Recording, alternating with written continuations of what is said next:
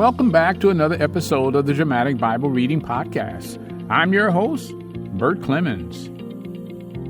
Well, today we'll be reading Mark chapter 4 and chapter 5, Parable of the Sower and Soils, Explanation, Parable of the Seed, Parable of the Mustard Seed, Jesus steals the water, Jesus steals the seed, and chapter 5, the Gerasene demonic, and finally, miracles and healing. Now let's go to the reading.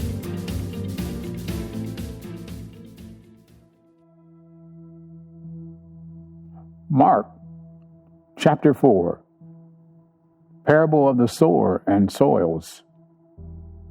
He began to teach again by the sea, and such a very large crowd gathered to him that he got into a boat in the sea and sat down, and the whole crowd was by the sea on the land.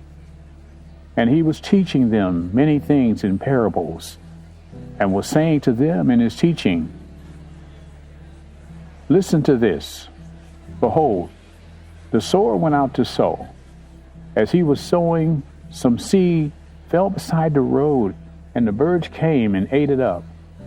Other seed fell on the rocky ground where it did not have much soil, and immediately it sprang up because it had no depth of soil.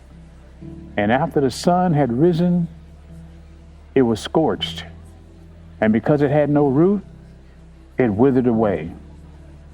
Other seed fell among the thorns, and the thorns came up and choked it, and it yielded no crop. Other seeds fell into the good soil, and as they grew up and increased, they yield a crop and produced 30, 60, and 100-fold. And he was saying, and he who has ears to hear, let him hear. As soon as he was alone, his followers, along with the 12, began asking him about the parables. And he was saying to them, to you it has been given the mystery of the kingdom of God. But those who are outside get everything in parables, so that while seeing, they may see and not perceive, and while hearing, they may hear and not understand. Otherwise, they might return and be forgiven. Explanation. And he said to them, do you not understand this parable? How will you understand all the parables? The sower sows the word. These are the ones who are beside the road, where the word is sown. And when they hear, immediately Satan comes and takes away the word which has been sown in them. In a similar way, these are the ones on whom seed was sown on the rocky places, who, when they heard the word, immediately received it with joy. And they have no firm root in themselves, but are only temporary. Then, when affliction or persecution arises because of the word, immediately they fall away. And others are the ones on whom seed was sown among the thorns. These are the ones who have heard the word, but the worries of the world and the deceitfulness of riches and the desires of other things enter in and choke the word, and it becomes unfruitful. And those are the ones on whom seed was sown on the good soil, and they hear the word and accept it and bear fruit, 30, 60, and 100-fold. And he was saying to them, a lamp is not bought to put under a basket, is it? Or under a bed? Is it not bought to be put on a lampstand? And nothing is hidden except to be revealed, nor has anything been secret, but that it would come to light. If anyone has ears to hear, let him hear. And he was saying to them, take care what you listen to. By your standard of measure it will be measured to you, and more will be given you besides. For whoever has, to him more shall be given, and whoever does not have, even what he has shall be taken away from him. Parable of the seed. And he was saying, the kingdom of God is like a man who casts seed upon the soil, and he goes to bed at night and gets up by day, and the seed sprouts and grows. How? He himself does not know. The soil produces crops by itself. First the blade, then the head, then the mature grain in the head. But when the crop permits, he immediately puts in the sickle, because the harvest has come. Parable of the mustard seed. And he said, how shall we picture the kingdom of God, or by what parable shall we present it? It is like a mustard seed, which when sown upon the soil, though it is smaller than all the seeds that are upon the soil, yet when it's sown, it grows up and becomes larger than all the garden plants and forms large branches, so that the birds of the air can nest under its shade. With many such parables, he was speaking the word to them, so far as they were able to hear it. And he did not speak to them without a parable, but he was explaining everything privately to his own disciples. Jesus stills the sea. On that day when evening came, he said to them, let's go over to the other side. Leaving the crowd, they took him along with them in the boat, just as he was, and other boats were with him. And there arose a fierce gale of wind, and the waves were breaking over the boat so that the boat was already filling up. Jesus himself was in the stern, asleep in a cushion, and they woke him and said to him, Teacher, do you not care that we are perishing? And he got up and rebuked the wind and said to the sea, Hush, be still. And the wind died down, and it became perfectly calm. And he said to them, Why are you afraid? Do you still have no faith? They became very much afraid and said to one another, Who then is this, that even the wind and the sea obey him? And that is the end of Mark chapter 4.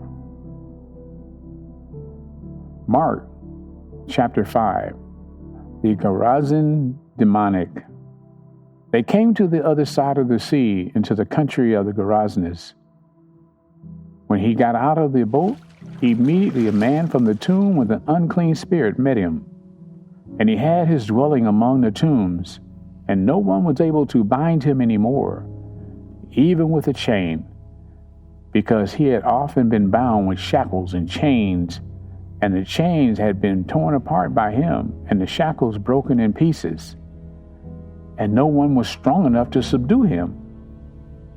Constantly, night and day, he was screaming among the tombs and in the mountains, and gashing himself with stones.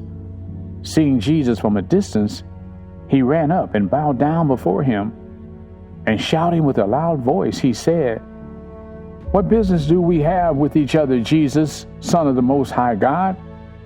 I implore you by God, do not torment me. For he had been saying to him, Come out of the man, you unclean spirit. And he was asking him, What is your name?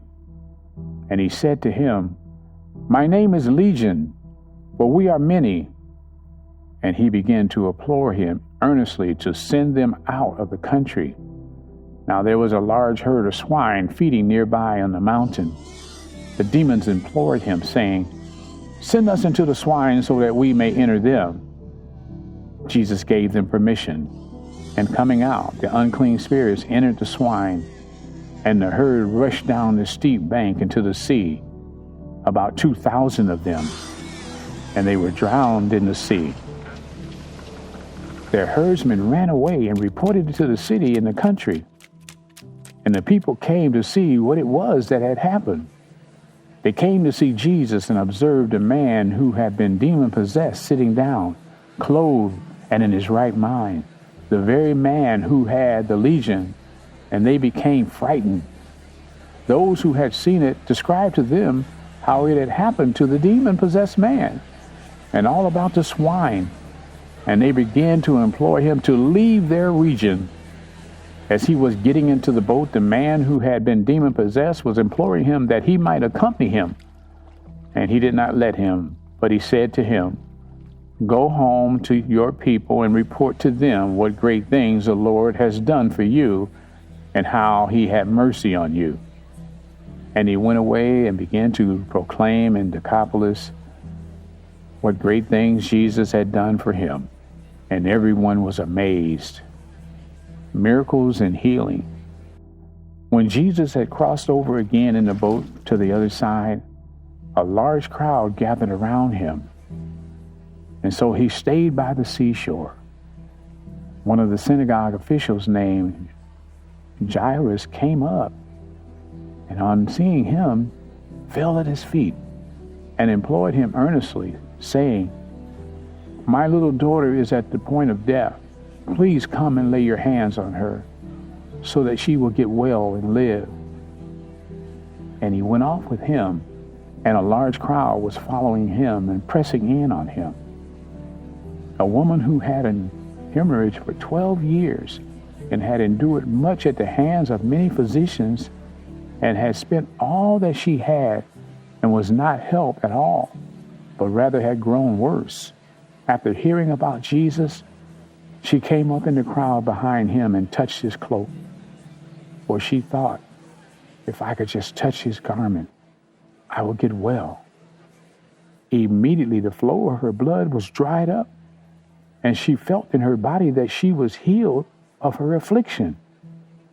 Immediately Jesus, perceiving in himself that the power proceeding from him had gone forth, turned around in the crowd and said, "Who touched my garments?"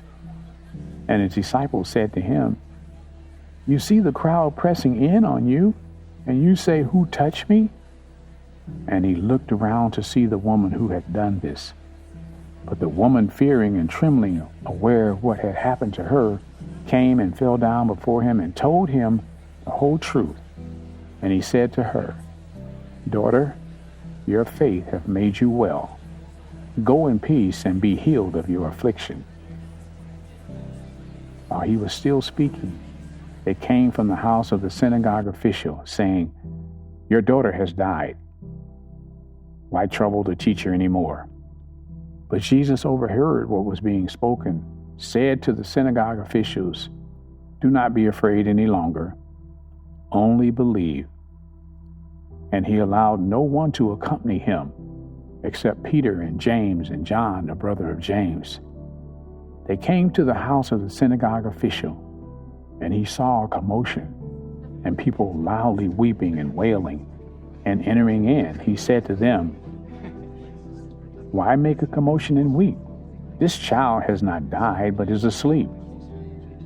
They began laughing at him, but putting them all out, he took along the child's father and the mother and his own companions, and entered the room where the child was.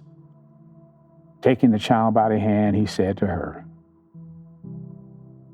"Talitha cum," which translate means, "Little girl, I say to you, get up."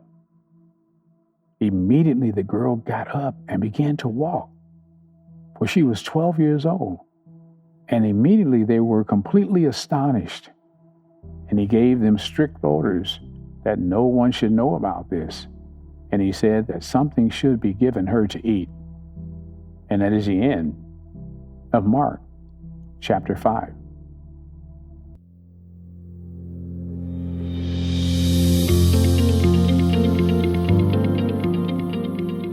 Well, that concludes another episode of the Dramatic Bible Reading Podcast.